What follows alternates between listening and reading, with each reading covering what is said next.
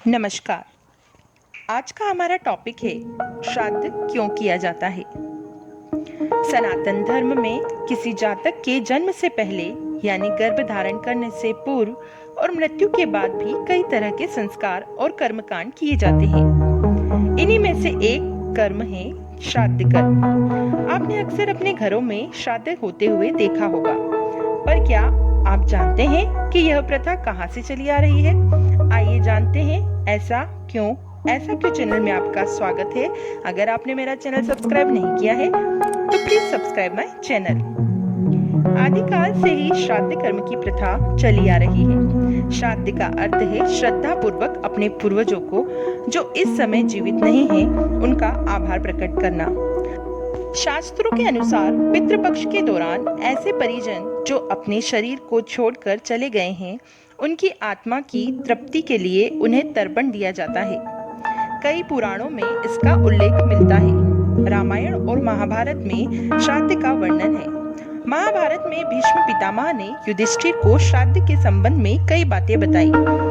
साथ ही यह भी बताया कि श्राद्ध की परंपरा कैसे शुरू हुई और धीरे धीरे जनमानस तक कैसे यह परंपरा पहुंची।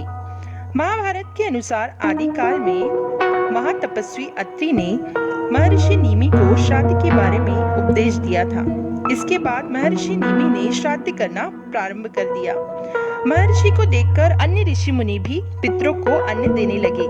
लगातार श्राद्ध का भोजन करते करते देवता और पितृ पूर्ण तृप्त हो गए। लगातार श्राद्ध का भोजन पाने से देवताओं और पितरों को अजीर्ण रोग हो गया और इससे उन्हें परेशानी होने लगी। इस परेशानी से निजात पाने के लिए वे ब्रह्मा जी के पास गए और अपने कष्ट के लिए उपाय पूछा। ब्रह्मा जी ने उनकी सारी बातें सुनकर उन्हें अग्निदेव के पास जाने को कहा और बोला, अग्निदेव आपका कल्याण करेंगे। अग्निदेव ने देवताओं और पितरों को कहा कि अब से श्राद्ध पक्ष में हम सभी साथ में भोजन किया करेंगे। मेरे पास रहने से आपको अजीर्ण भी नहीं होगा। यह सुनकर सब प्रसन्न हो गए। इसके बाद से ही श्राद्ध कर्म पितृपक्ष हर वर्ष भाद्रपद महीने की पूर्णिमा तिथि से लेकर अश्विन माह की अमावस्या की तिथि तक माना जाने लगा और सबसे पहले अग्नि देवता को श्राद्ध में आहुति दी जाने लगी और इसके बाद देवताओं और पितरों को। पिंडदान सबसे पहले पिता को, उसके बाद दादा को और उसके बाद परदादा को देना चाहिए। शास्त्रों में यही श्राद्ध की विधि बताई गई है। सर्वमान्य श्री रामचरित में भी श्री राम के द्वारा दशरथ और जटायु को गोदावरी नदी पर जलांजलि देने का उल्लेख मिलता है। रामायण में भरत जी के द्वारा पिता दशरथ हेतु 10 मात्र विधान का उल्लेख है। भरत किन्हीं 10 गात्र विधाना, तुलसीदास जी द्वारा यही लिखा गया है।